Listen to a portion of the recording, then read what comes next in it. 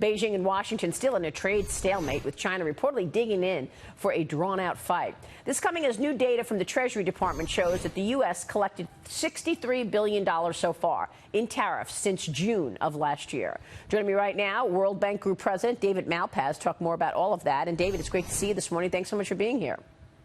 Hi, Maria. Good to be on. How should we view what's going on with China? We know that now the Chinese are trying to limit the declines by keeping that 7 level in the yuan, but the president and the Treasury has called them out as the currency manipulator. What should viewers understand? I'm not involved in the FX policies at this point, but what I can observe is that China has slowed some, and the statements that they've been making have been in the direction of stabilization. I think that's good. They are part of the G20 communique, which comes out when the G20 meets, and part of that is to recognize the benefit to growth and investment from currency stability in general. So China is fully part of that as a concept of growth. So I think that's good. But clearly, they face a lot of challenges in their interface with the rest of the world. They have state-owned enterprises. They've got basically still, in many ways, non-market economy that's been trying to move more toward markets, but has a lot of room to go. Can the U.S. grow without a deal from China? I mean, the two largest economies.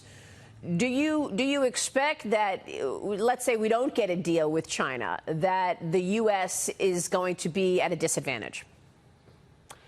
You know, I was heavily involved in the trade discussion, so I don't want to speculate on the deal. But from the standpoint of U.S. growth, it's held up well. A challenge for the world is growth outside the U.S. has slowed down. You mentioned at the top of the show the industrial production in Germany down 1.5%, and so Europe has been slow.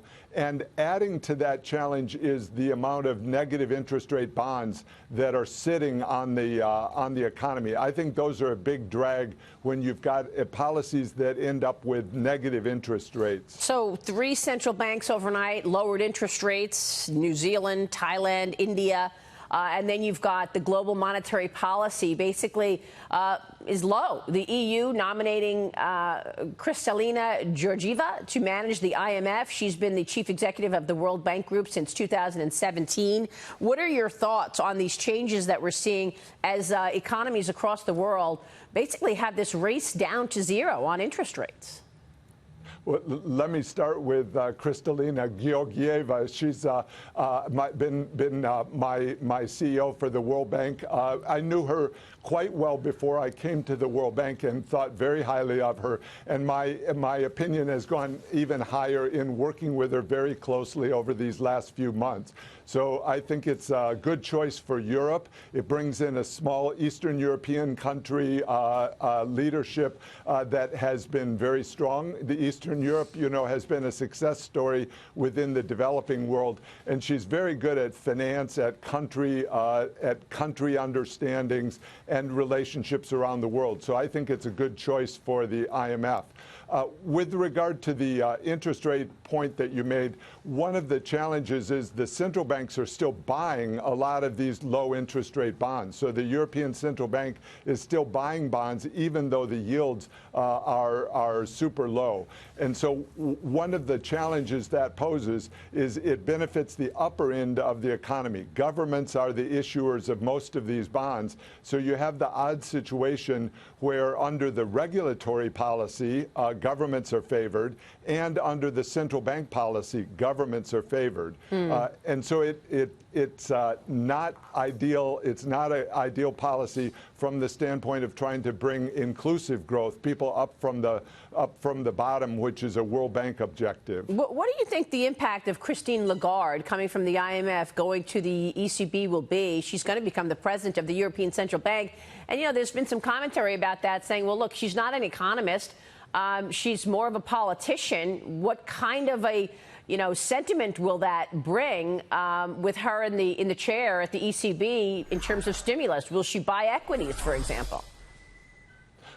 I don't know what her policies will be, but I know that she really is looking to have a Europe that can grow faster. You know, they've really slowed, and they don't have the policy reforms that would move them forward. You know, one thing I've learned over this 40 years doing development economies is the leaders matter and the policies matter. They have a choice of whether they want to change to more growth-oriented policies. So one of the challenges is for Europe to find that direction and get out of the rut that they're in. Yeah, you're right. But aren't these issues around fundamental federal policy as opposed to, you know, I'm talking about national policies as opposed to monetary policy, right? I mean, she's taking the helm at the ECB, but there are issues around labor, around the work week in Europe. I mean, those are policies that would likely be dealt with country by country. And isn't that the real problem?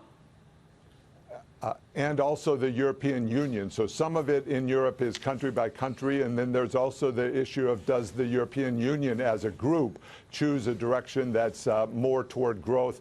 You're right that it's a lot of it is to do with structural reform. The central banks are trying to have probably trying to have a monetary policy that fits in with the European policies of the nation. So everyone can encourage that direction of more growth, not only in Europe, but in China. And I work a lot on developing countries. In fact, most of my time on that. And I'd like to see countries do much better. Good development outcomes is a goal. That means including women, for example, in the economy. I've been happy to see some of the positive changes in that direction. That requires legal reforms by governments that then allows and enables a better environment for growth. So, David, what else have you been working on at the World Bank? Give us your priorities.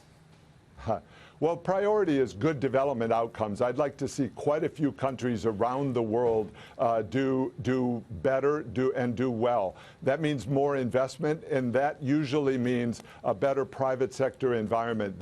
And you can look at each part of a country's legal system and say, what is it that's not encouraging enough for private sector investment?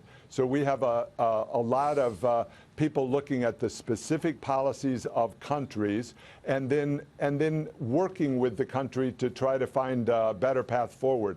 One good news I'll point out is around the world, many developing countries, or several, have found good, strong leaders that really want to make changes in their country and bring people up from the bottom, allow private sector growth in their countries. And so I'm encouraged by that. There are opportunities for the world to encourage and take advantage of it there. All right, we'll see. It's been certainly tough for Europe to generate any growth.